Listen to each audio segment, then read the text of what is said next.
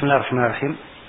Alhamdulillahirabbil alamin wassalatu wassalamu ala al-mab'uts rahmatan lil alamin nabiyina Muhammad wa ala alihi wa sahbihi wa man tabi'ahum bi ihsanin ila yaumiddin, amma ba'd. Kemudian berkata penulis rahimahullahu taala, babu salatil idain. Bab salat dua Id. Ya, salat idain. Al-idain, al-id, yaitu bermakna sesuatu yang berulang. Dikatakan id sebab dia terus berulang. Dia terus berulang. Ya, dan bukan makna id dia kembali berubah menjadi berulang kembali seperti ketika dilahirkan oleh apa? Ibunya. Ini walaupun ditunjukkan oleh sebagian hadits, ya, ada sebagian ulama yang menguatkannya dan sebagian yang melemahkannya. Tapi itu bukan asal mana id secara bahasa. Jadi secara bahasa dia disebut id karena dia apa? Dia berulang. Dan yang dimaksud dengan dua id di sini adalah Idul Fitri dan Idul apa? Idul Adha. Ya, Id al-Fitri, id karena berbuka. Al-Fitr artinya apa? Berbuka. Id karena berbuka. Bukan id kembali kepada fitrah. Ya, dan Idul Adha adalah id karena ia menyembelih apa? Udhiyah. Baik. Di pembahasan beliau di sini, uraian beliau di bab salatul Id, ya, ada 7 pembahasan yang kita garis bawahi dari ucapan Asy-Syaukani rahimahullah. Yang pertama tentang hukum salat Id. Ya. Tentang hukum salat Id. Asy-Syaukani di sini tidak menjelaskan langsung, beliau terangkan salat Id itu berapa? 2 rakaat. Salat Id 2 rakaat. Dan para ulama berbeda pendapat tentang hukum salat Id. Iya, tentang hukum salat Id. Apakah dia sunnah muakkadah sebagaimana pendapat kebanyakan atau dia adalah wajib? Ya, bagi siapa yang punya kemampuan. Dan yang benarnya bahwa salat Id ini dari perkara yang tidak turun dari derajat wajib. Sebab Nabi sallallahu alaihi wasallam dalam hadits riwayat Bukhari dan Muslim memerintah agar supaya pada salat Id dan Idul Fitri dan Idul Adha mengeluarkan al-awatik dan mengeluarkan al-huyyab dan dawati al-khudur. Ya. Para perempuan dikeluarkan, sampai perempuan yang haid pun dikeluarkan, dan perempuan yang dipingit juga dikeluarkan untuk salat Id. Adapun perempuan haid dia menjauhi tempat salat. Ya. Agar supaya mereka menyaksikan kebaikan. Dan ini kalau menunjukkan akan sesuatu, ini menunjukkan akan apa? Pentingnya. Dan salat Id ini tidak pernah ditinggalkan oleh Rasulullah. Tidak pernah ditinggalkan oleh Abu Bakar, oleh Umar, oleh Utsman, oleh Ali bin Abi Thalib. Maka ini menunjukkan, ya, dan lebih menguatkan pendapat akan wajibnya salat Id tersebut. Baik, yang kedua, jumlah rakaat salat Id. Asy-Syaukani berkata, hiya rakaatan. Dia 2 rakaat. Dan ini menurut kesepakatan, ya, bahwa salat Id itu jumlahnya 2 rakaat. Ya, dan 2 rakaat ini diterangkan dalam sejumlah hadits. Insyaallah akan kita baca sebagian dari haditsnya. Fil ula 7 takbiratin qabla al-qiraah. Ya, diterangkan di sini bagaimana kaifiyat salatnya. Ini pembahasan yang ketiga, kaifiyat salat Id. Jadi salat Id itu sama dengan salat yang lainnya. Tapi dia ada perbedaan di dalam apa? Di dalam masalah takbirnya. Di rakaat pertama 7 takbirat qabla al-qiraah. Ada 7 takbir sebelum membaca. Wa fi tsaniyah, dan di yang kedua 5 kadalik. Ada 5 takbir juga sebelum membaca. Ya, di sini Imam Syaukani menyebutkan 7 takbir. Takbir apa yang 7 ini? Apakah sudah masuk takbiratul ihram? Dan di rakaat kedua 5 kali takbir, apakah sudah masuk takbir perpindahan? Ya. Inilah tahsilan pendapat di kalangan para ulama. Kalau kita baca hadits-hadits tentang takbir ini, ada dari hadits Amr bin Shu'aib dari ayahnya, dari kakeknya. Nabi bertakbir di Id 12 kali takbir. 7 di rakaat pertama dan 5 di rakaat terakhir. Ya. Ini satu riwayat. Dan dari hadits Amr bin Auf, Nabi bertakbir di Id di rakaat pertama 7 sebelum membaca dan 5 sebelum membaca di rakaat kedua. Dan Tirmidzi berkata ini hadits yang paling bagus di dalam bab. Ya. Hadits-hadits tentang masalah takbir ini pada sebagiannya ada kelemahan. Namun riwayat-riwayat ini tidak akan membuat ragu seorang yang mengerti ilmu hadits bahwa riwayat itu adalah riwayat yang kuat. Riwayat yang diterima dan syah dari Nabi sallallahu alaihi wasallam. Karena banyaknya riwayat-riwayat tersebut. Iya. Dan penyebutan tentang takbir 7 kali di sini, ini tidak menunjukkan bahwa takbiratul ihram tidak dibaca. Jadi 7 kali takbir ini selain daripada apa? Selain daripada takbiratul ihram. Dan 5 kali takbir di rakaat yang kedua selain dari takbir apa? Takbir perpindahan. Iya. Demikian. Jadi ini saja yang disebut. Tidak ada perbedaan dalam yang lainnya. Walaupun sebenarnya ada dalam masalah istiftah, apakah ada istiftah atau tidak, ini silam pendapat di kalangan para ulama. Dan yang benarnya di salat Id tidak ada istiftah. Di benarnya salat Id tidak ada apa? Tidak ada doa istiftah. Kemudian antara takbir-takbir ini apakah ada bacaan khusus? Jawabannya tidak ada hadits yang syah yang menunjukkan ada bacaan khusus. Asalnya tidak ada bacaan.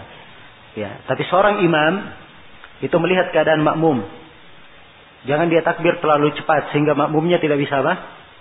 Tidak bisa mengikuti. Jadi dia bertakbir Allah Akbar, dia diam sejenak menunggu para makmumnya apa? Takbir. Ya, tidak ada memang yang dibaca menurut pendapat yang terkuat. Ya, tapi dia melihat keadaan apa? Keadaan makmumnya. Baik. Kemudian kedua tentang khutbah Id. Kata Syaukani wa yakhtubu ba'daha, dan dia berkhutbah setelahnya. Iya. Khutbah Id ini dari perangkat salat Id. Dia bukan dari hal yang wajib. Namun tidak sepantasnya seorang yang hadir salat Id meninggalkan khutbah. Kenapa? Sebab ini pertemuan antara sama kaum muslimin punya maksud-maksud yang sangat penting di dalam syariat. Ya. Karena itulah di khutbah ini disampaikan oleh Nabi sallallahu alaihi wasallam ya, wasiat-wasiat yang sangat mendalam untuk kaum muslimin dan kaum muslimat. Ya. Karena itu tidak pantas khutbah ditinggalkan. Dan khutbah itu adalah hal yang disyariatkan. Di dalam pelaksanaan khutbah ini ada beberapa pembahasan bagaimana kaifiatnya, bentuknya. Ya, apakah harus dimulai dengan takbir, kemudian apakah diselingi dengan takbir di sela-sela khutbah. Ya, jelas yang benarnya tidak ada dalil memulai dengan takbir atau disela-selangi dengan takbir. Ya, tapi sebagaimana yang telah saya terangkan bahwa kadang kita memperhatikan keadaan dan pendapat yang tersebar di tengah masyarakat, ini kadang pada sebagian khutbah ia kadang melakukan hal tersebut. Jelas ya? Untuk di keadaan kebanyakan masyarakat secara umumnya memang seperti itu keadaannya. Dan ini kalau ingin merubah hendaknya dijelaskan sedikit demi sedikit dan dipahamkan. Ya, agar supaya sunnah itu diterima sebagaimana mestinya. Iya. Kemudian kata beliau, ya, ini pembahasan yang kelima tentang sunnah-sunnah Id. Kata beliau, wa yustahabbu at-tajammul wal khuruju ila kharijil baladi wa mukhalafatu at-tariq. Iya. Wa mukhalafatu at-tariq. Nah, jadi salat dulu kemudian khutbah ya. Salat dulu kemudian khutbah. Itu yang dilakukan oleh Nabi, dilakukan oleh Abu Bakar, dilakukan oleh Umar sebagaimana dalam riwayat Bukhari dan Muslim. Nah, kemudian kata beliau wa istahabbut tajammul, disunnahkan untuk berindah-indah. Ya, silakan dia keluar pakai baju yang baru, ya. Baju yang khusus dia pakai untuk acara hari raya. Kemudian dengan pakaian yang indah, sandal yang indah, ya tidak ada masalah. Sebab ini dilakukan oleh Nabi sallallahu alaihi wasallam dan dilakukan oleh para sahabat. Umar bin Khattab atau Ibnu Umar mengisahkan bahwa Umar bin Khattab pernah membeli sebuah hullah. Hullah itu pakaian luar dari istabrak, dari sutra yang sangat halus. Apa sutra yang sangat berharga. Istabrak itu dia sutra, tapi dia kelihatannya lebih tebal lagi, sutra yang tebal. Maka Umar melihat ada hullah, kemudian beliau beli di pasar, kemudian dia bawakan untuk Nabi. Maka Umar berkata, ya Rasulullah, abta' hadhihi fatajammal biha lil 'id wal wafd. Ya Rasulullah, saya beli ini, ya, maka pakailah ini, kamu berindah dengannya di hari Id dan ketika ada tamu. Maka Nabi sallallahu alaihi wasallam berkata, innama hadhihi libasu man khalaqa lahu. Ini adalah pakaian orang yang tidak ada bagiannya di akhirat. Ya, jadi Umar menegur bahwa pakaian sutra untuk laki-laki tidak boleh. Atau Nabi menegur Umar bahwa pakaian sutra untuk laki-laki tidak boleh. Tapi beliau tidak menyalahkan Umar bahwa berpakaian indah untuk Id dan menyambut apa? Menyambut tamu. Ini menunjukkan bahwa memang itu adalah hal yang disyariatkan. Hal yang disyariatkan. Iya. Kemudian kata beliau wal khuruju ila kharijil balad. Dan dia keluar kepada kharij al balad, keluar dari negerinya. Ya, ini boleh saja dia menjauh, cari tempat yang jauh. Iya. Sebagai tempat salat, di situ manusia semuanya berkumpul. Sebab ada dalam hadits Ibnu Umar diriwayatkan oleh Imam Al-Bukhari dan Imam Muslim bahwa Nabi sallallahu alaihi wasallam keluar ke musalla pada hari Id dan beliau membawa anazah, membawa tongkat. Iya. Yang disimpan atau dibawa di depan beliau. Nah, begitu sudah sampai ke tempat musalla, ke tempat salat, maka ditancapkan tongkat itu. Ini menunjukkan dia di tempat lapang, di luar dari negerinya. Kalau memang tidak ada tempat lapang di dalam, tapi kalau ada tempat lapangan luas, maka itulah asalnya salat itu di lapangan. Dan Nabi salat di lapangan, ya, padahal beliau punya Masjid Nabawi. Ya, dan Masjid Nabawi ini punya keutamaan salat, ya, di atas masjid-masjid yang lainnya. Tapi bersama dengan itu beliau salat di mana? Di lapangan. Menunjukkan bahwa ini yang disunnahkan di dalam Id. Ya, dan Syekh Al-Albani menulis satu buku khusus tentang sunnahnya salat Id itu di mana? Di musalla. Iya. Dan ini dari hal yang hendaknya diperbaiki di tengah kaum muslimin. Kadang masjid kecil dipakai salat Id. Ini adalah hal yang keliru. Iya. Salat Id itu kalau sudah ada lapangan hendaknya dilakukan di mana?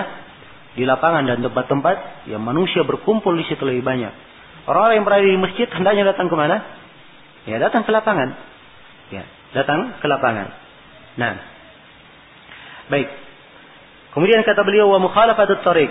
Ya, dan diantara yang disunnahkan menyelisihi jalan. Ya, maksudnya menyelisihi jalan, kalau dia pergi dari sebuah jalan, dia pulangnya dari jalan apa? Dari jalan lainnya.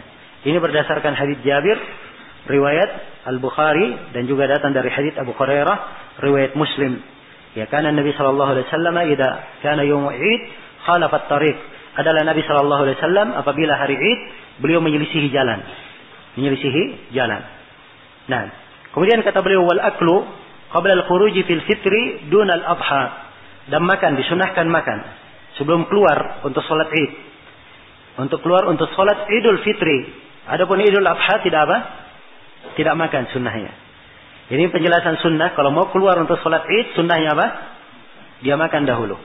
Adapun kalau Idul Adha, dia ketika keluar justru disunnahkan dia tidak makan. Nanti setelah pulang dia apa? Dia makan.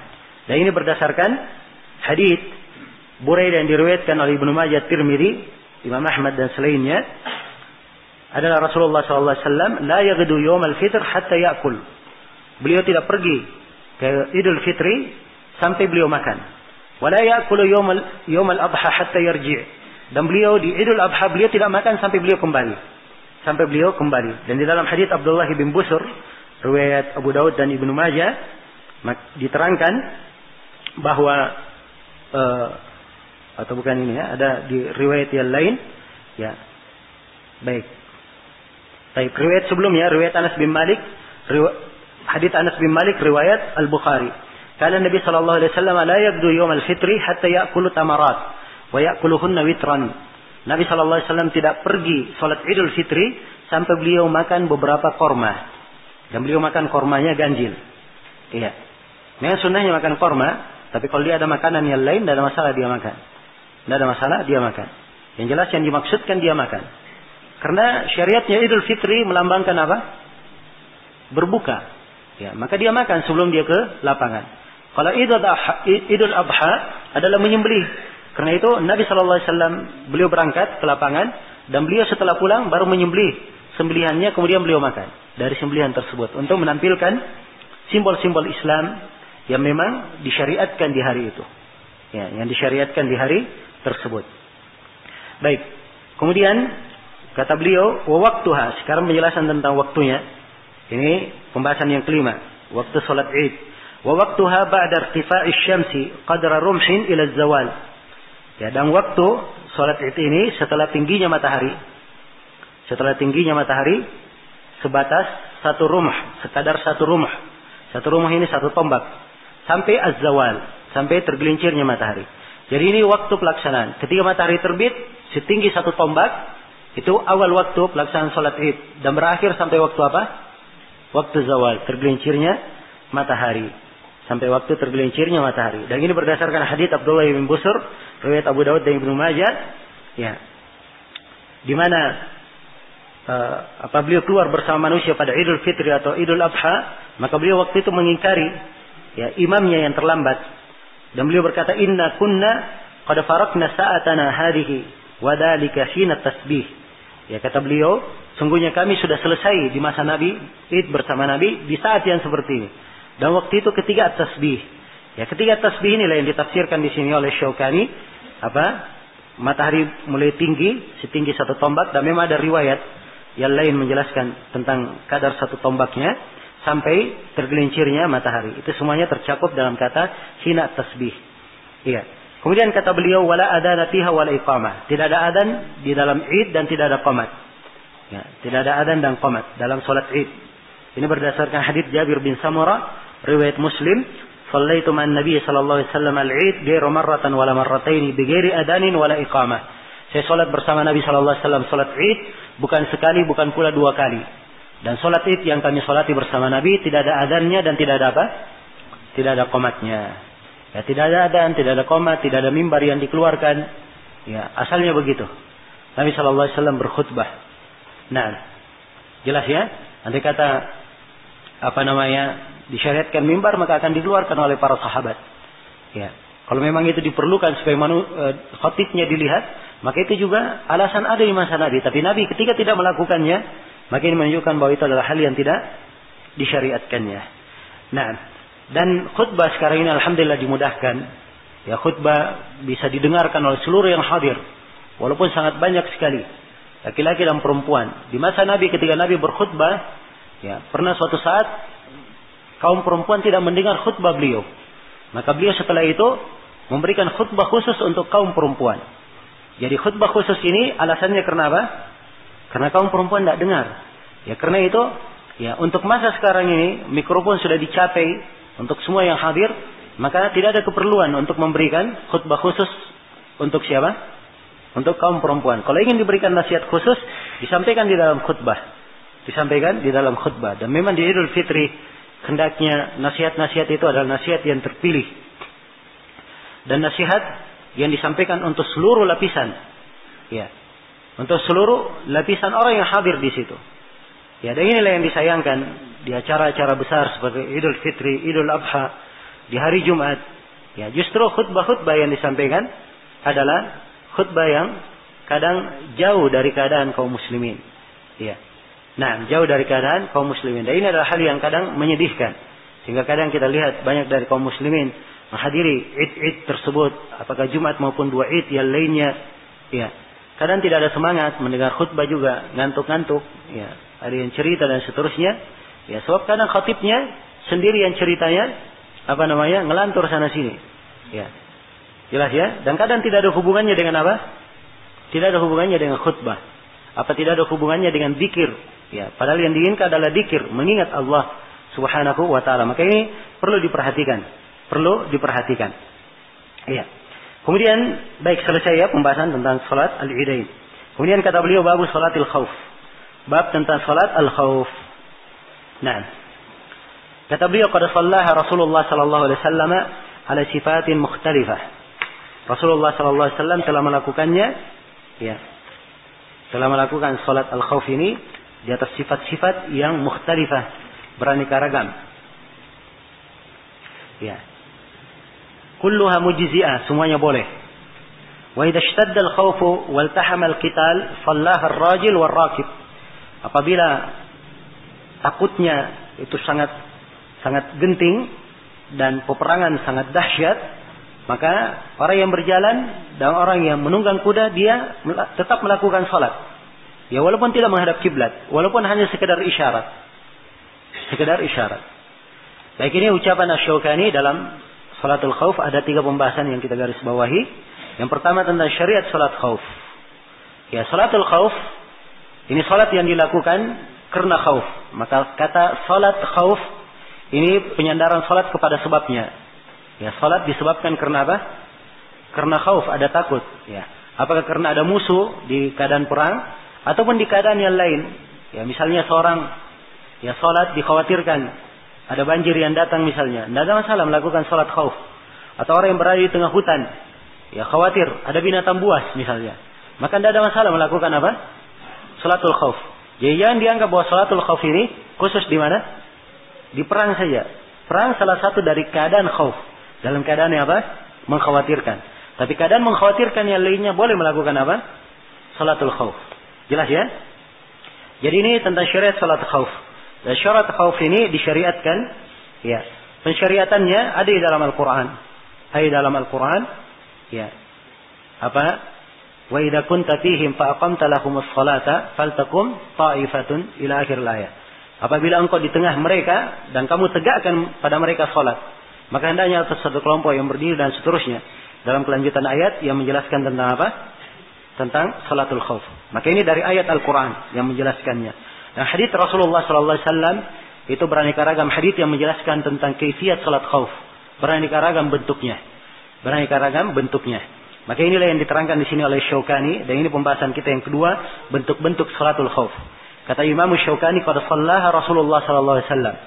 Nabi sallallahu alaihi wasallam telah melakukan salat khauf ala sifatin mukhtalifah, di atas sifat kaifiyat yang beraneka ragam.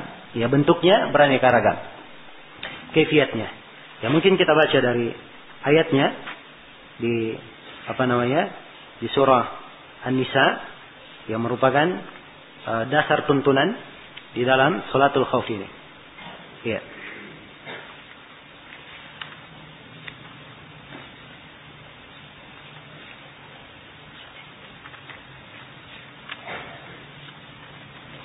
Nah, jadi ayatnya wa idza kunta fihim. Ini sebelumnya ayat wa idza darabatum fil ardi falaysa 'alaikum junahun an taqsuru minas salati in khiftum ay yaftinakumul ladzina kafaru. Apabila kalian melakukan perjalanan di bumi, tidak apa-apa kalian mengqasar salat. Ini syariat mengqasar salat. Kalau kalian khawatir orang-orang kafir memfitnah kalian, ini di kondisi perang. Jelas ya? Maka setelah itu disyariatkan, disebutkan di sini tentang kisah salatul khauf. Wa idza kunta fihim, dan apabila engkau berada di tengah-tengah mereka, fa aqamta lahumus salata, lalu kamu tegakkan salat untuk mereka. Hal takum ta'ifatun minhum ma'aka. Hendaknya satu taifah, satu kelompok itu berdiri bersamamu. Wal ya'khudhu aslihatahum, dan hendaknya mereka mengambil senjata-senjata mereka. Nah, fa idza sajadu falyakunu min waraihim. Maksudnya wal ya'khudhu aslihatahum, hendaknya mereka ambil senjata-senjata mereka. Dan apabila mereka sujud, maka kelompok yang lainnya hendaknya berada di belakangnya. Hendaknya berada di mana? Di belakang, berjaga. Ya, wal ta'ati ta'ifatun ukhra lam yusallu falyusallu ma'aka. Nah, dan hendaknya datang setelah itu kelompok yang lain yang belum salat, kemudian dia salat setelah bersamamu. Wal ya'khudhu hidrahum wa aslihatahum. Hendaknya dia mengambil kehati-hatiannya dan senjatanya. Ini ayat tidak terlalu dirinci, ya sampai mana salamnya, bagaimana, apa yang dilakukan dan seterusnya. Itu dirinci di dalam sejumlah hadis. Dirinci di dalam sejumlah hadis yang menerangkan tentang ayat. Ya, karena ada ayat Al-Quran, ada hadis-hadis yang merinci dan bentuknya beraneka ragam. Bentuknya beraneka ragam. Karena itu para ulama memilih sejumlah hadis. Abu Hanifah dia berpendapat dengan hadis Ibnu Umar. Ya, kalau Imam Syafi'i dia berpendapat dengan hadis Salih bin Khawwat. Ya, kalau Imam Malik beliau berpendapat dengan hadis Sahal bin Abi Hasmah. Kalau Imam Ahmad beliau yang berpendapat semua kaifiyat boleh. Ya, sepanjang itu syah dari Nabi semuanya apa? Semuanya boleh. Dan ini pendapat Imam Ahmad lebih tepat dalam hal ini. Ya, biasanya pendapat beliau dan pendapat ahli hadis, kalau ada ibadah yang datang hadis-hadis menjelaskan beberapa kaifiyat, biasanya pendapat mereka kaifiyatnya dilakukan berganti-ganti. Iya. Baik, saya akan bacakan di sini hadis-hadis yang menjelaskan tentang hal ini. Di antaranya adalah hadis Salih bin Khawwat. Ya, meriwayatkan dari orang yang salat bersama Nabi di perang Datir Riqa. Ya, di perang Dati Ar-Riqa. Nah, di situ disebutkan bahwa anna ta'ifah saffat ma'ahu wa ta'ifatun wijahal adu. Ya, ada satu kelompok salat bersama Nabi. Dia bikin barisan saf di belakang beliau. Dan satu kelompok lagi, jadi pasukan dibagi dua. Satu pasukan ikut bersolat dan sebagiannya lagi berada di depan musuh. Fa shalla billati ma'ahu raka'ah. Maka Nabi sholat bersama orang yang bersamanya 1 rakaat. Tsumma sabata qa'iman. Kemudian Nabi tetap berdiri. Jadi setelah berdiri di rakaat kedua, Nabi tetap apa? Berdiri. Maka orang yang di belakangnya ini menyempurnakan sendiri. Setelah mereka sempurnakan, ya, fatamu li anfusihim tsumma sarafu. Kemudian mereka pergi, selesai. Maka pergi, mereka berjaga menggantikan orang yang tadi belum sholat. Orang yang belum sholat ini tadi, ya, mereka pun datang. Tsumma sarafu wijahaladu. Kemudian pergilah kelompok yang sholat pertama ke arah musuh. Waja'at ta'ifatul ukhra fa shalla bihim ar-raka'ah allati baqiyat min salatihi. Kemudian, ya, datanglah kelompok yang kedua ikut sholat bersama Nabi, maka Nabi pun sholat di rakaat yang tersisa. Ya, di rakaat yang tersisa. Ya, kemudian Nabi salam. Nabi sallallahu alaihi wasallam salam bersama mereka. Jadi mereka sempurnakan sholat mereka. Kemudian setelah itu Nabi salam bersama mereka. Jadi ini hadis siapa? Salih bin Khawwat dari orang yang sholat bersama Nabi sallallahu alaihi wasallam. Hadis yang kedua adalah hadis Ibnu Umar. Ya, hadis Salih bin Khawwat ini yang dipegang oleh Imam Syafi'i. Ya, kalau hadis Ibnu Umar ini yang dipegang oleh Abu Hanifah. Ya, salat Rasulullah sallallahu alaihi wasallam salatul khauf dengan 2 kelompok. Maksudnya pasukan dibagi 2. Ya, beliau salat 1 rakaat dan taifah lainnya tetap menghadap ke musuh. Ya, tsumma sarafu wa qama fi maqami ashabihi muqbilina 'ala al-adu. Wa ja'a ulaika wa shalla bihim an-nabiy sallallahu alaihi wasallam raka'atan tsumma sallama. Ya. Nah, jadi kaifiatnya globalnya begini. Kalau dalam hadits Ibnu Umar, pasukan dibagi 2. Satu pasukan menghadap ke musuh, satu pasukan ikut sholat bersama Nabi. Jelas ya? Nabi imami dulu. 1 kelompok. Ya, 1 rakaat. Kemudian Nabi berdiri rakaat kedua, kelompok pertama ini pergi menggantikan kedudukan apa? Kelompok yang kedua. Kelompok yang kedua datang, sholat bersama apa? Bersama Nabi. Ya, tentunya Nabi di rakaat kedua, kelompok yang sholat ini di rakaat berapa? Rakaat pertama. Maka Nabi SAW sempurnakan beliau salam. Setelah itu kelompok ini menyempurnakan sholatnya sendiri. Ya, setelah dia selesai, kelompok yang satunya baru menyempurnakan apa? Menyempurnakan sholatnya. Ini perbedaannya. Kalau yang pertama tadi, ya, dalam hadits yang pertama itu sama sebenarnya, terbagi 2 kelompok. Ya, tetapi Nabi SAW tetap berdiri menunggu sampai mereka selesai. Sudah salam dahulu, selesai dahulu. Ya, setelah selesai baru datang yang kedua. Kalau ini yang hadits Ibnu Umar tidak, mereka belum selesai, baru 1 rakaat pergi menunggu, belum selesai sholatnya. Jelas ya? Nanti setelah selesai kelompok yang kedua bersama Nabi, ya, Nabi sudah salam, mereka selesaikan, barulah mereka datang, kemudian menyelesaikan. Yang lainnya kembali berjaga. Jelas ya? Ini 2 keadaan. Dan 2 keadaan ini yang paling mendekati konteks ayat. Mirip dengan konteks apa? Ayat. Dan 2 keadaan ini dipakai kalau musuh di arah mana? Musuh di arah kiblat. Musuh di arah kiblat. Atau yang dikhawatirkan di mana? Di arah kiblat. Ini sebab khauf ya, tidak harus dengan musuh. Ya, kalau dikhawatirkan singa di depan, misalnya di hutan, maka dia menghadap ke depan. Ya. Tapi kalau dikhawatirkan singanya di mana-mana, nah ini ada kaifiat lain. Kita akan bacakan. Ya. Baik. Hadits Jabir radhiyallahu taala anhu ini juga antara musuh. Ya, musuh itu antara beliau, antara mereka dan antara kiblat. Ya, tentang hadits Jabir. Hadits Jabir ini dikeluarkan oleh Imam Muslim rahimahullahu taala.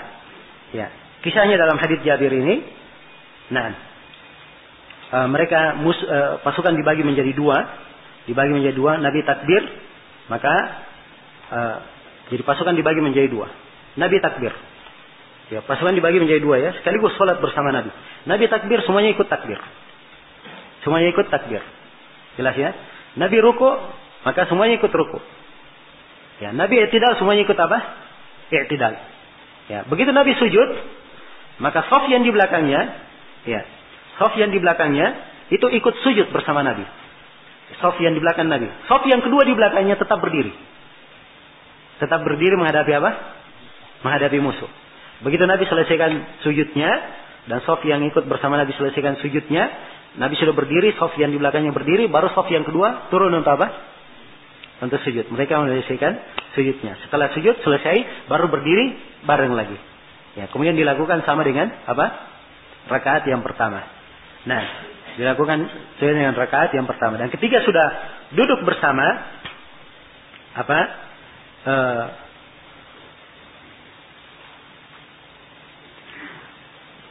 Nah, ketika duduk di rakaat yang kedua, jadi shaf yang pertama turun sudah, Ya, di rakaat yang kedua, shaf yang pertama itu ikut turun sujud bersama Nabi sallallahu alaihi wasallam. Shaf yang kedua tetap berdiri. Begitu Nabi sallallahu alaihi wasallam sudah selesai sujud bersama shaf di belakangnya, maka shaf yang kedua baru sujud. Jadi Nabi sedang duduk. Nabi dan shaf pertama sedang duduk. Menunggu apa? Menunggu salam.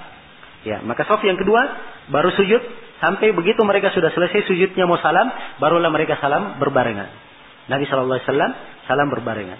Jelas ya? Ini hadis Jabir radhiyallahu taala anhu. Ini kaifiyat yang keberapa? Ya, ini kaifiyat yang ketiga. Ada hadis Jabir yang lainnya juga, kisah yang lain. Itu tadi hadis riwayat Muslim. Ada dalam hadis riwayat Bukhari dan Muslim, itu di Perandatul Riqa disebutkan.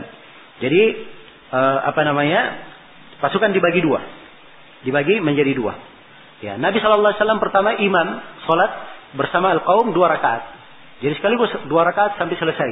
Setelah itu kelompok yang pertama ini selesai salat bersama Nabi, mereka menggantikan kelompok yang kedua.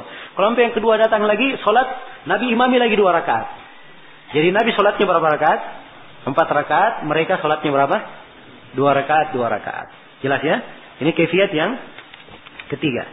Ya, ada kaifiyat yang berapa sudah? Yang keempat. Ada kaifiyat yang kelima, itu diterangkan di dalam hadis siapa? Sahal ibn Abi Hasmah. Ya, radhiyallahu taala anhu.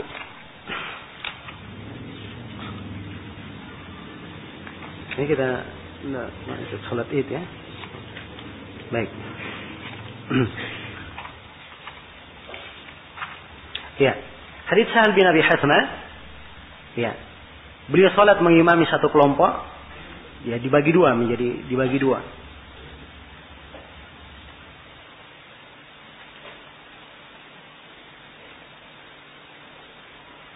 Dan ini sama ya dengan kisahnya hadits Ibnu Umar, Sahal bin Abi Hasmah.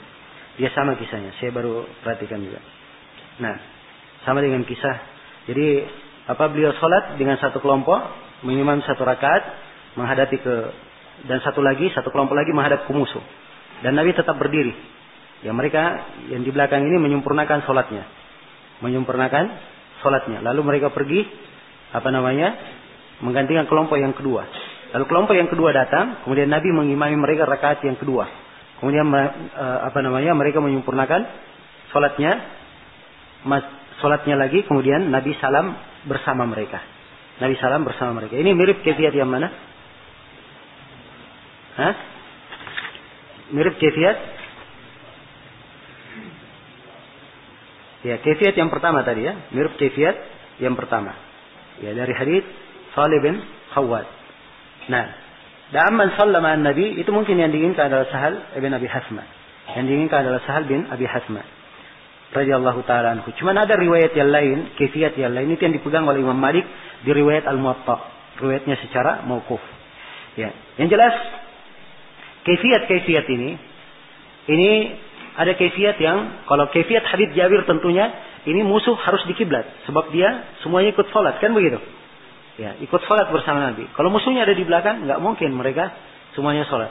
Kalau kaifiyat dari Sa'al bin Abi Hasmah dan kaifiyat dalam hadits Ibnu Umar, ini bisa musuh di mana? Di arah manapun sebab memang terpencar pasukannya. Nah, jelas ya? Ini beberapa kaifiyat dan ada kaifiyat yang lain sampai ada menyebutkan 8 kaifiyat dalam hal ini. Ya, yang jelas ini pembahasan kita agak ringkas ya, jadi saya enggak bisa menguraikan semua kaifiyat yang ada dalam riwayat. Baik. Kemudian yang ketiga tentang salat khauf pada kondisi yang sangat genting. Ya. Nah, ini tentang syariat salat khauf ini menunjukkan pentingnya salat berjamaah. Termasuk dalil yang menunjukkan wajibnya apa? Salat berjamaah. Subhanallah, bayangkan dalam keadaan takut sedemikian rupa, ya, genting sedemikian rupa tetap wajib apa? Salat berjamaah, didirikan tuntunan salat berjamaahnya. Ya, ini menunjukkan bahwa salat berjamaah hukumnya adalah apa? Hukumnya adalah wajib. Ya. Salat khauf di kondisi genting, kata beliau idza shtaddal khauf. Apabila khaufnya betul-betul genting sekali. Wal tahamal qital. Dan peperangan sangat dahsyat. Terusnya dahsyat enggak bisa berhenti. Ya, bagaimana caranya salat? Tidak ada kesempatan untuk salat. Sedang apa? Ya, sedang genting. Ya. Jelas? Maka di keadaan yang seperti ini salat semampunya. Kalau dia dalam keadaan berdiri, salat sambil berdiri. Keadaan berkendaraan, salat di atas kendaraannya. Ya, kalau dia tidak bisa rukuk, sujud, maka dia berisyarat. Ya, dia berisyarat. Isyaratnya dia tundukkan kepalanya sedikit misalnya. Ya, kalau dia ruku sedikit kepalanya tunduk. Kalau dia sujud lebih tunduk lagi sedikit supaya ada perbedaan. Yang jelas dia sholat semampunya. Jelas ya? Kalau sama sekali tidak mungkin seperti di perang Khaybar, tidak mungkin sama sekali walaupun berisyarat sebab memang lagi sangat genting sekali, maka ini udur namanya. Sholatnya apa? Diundur. Jelas ya? Sholatnya diundur sampai ya ada kemungkinan untuk sholat. Baik. Selesai pembahasan tentang sholatul khauf. Baik, ada 3 pembahasan lagi. Ini jamnya sudah jam 9. Ya, kita sudah dapat peringatan dari panitia yang terlalu lama katanya. Ya. Kemampuan ikhwah berbeda-beda. Ya. Baik. Juga makanannya kurang baik dalam bungkusan soalnya nanti. Ya, kurang kurang sedap untuk disantap. Ya. Insyaallah 3 hal ini insyaallah bisa kita lengkapi besok. Ya. Pembahasan besok insyaallah taala di hari yang ketiga tentang salat jenazah dan tentang zakat. Tentang zakat insyaallah taala kita sempurnakan pada pertemuan besok. Ya. Hari ini masih belum ada tanya jawab ya. Insyaallah besok ya kita bisa tanya jawab insyaallah sudah mulai ringan. Ya. Sekira cukup dalam di sini. Subhanakallahumma bihamdik asyhadu an la ilaha illa anta astaghfiruka wa atubu ilaik walhamdulillahi rabbil alamin.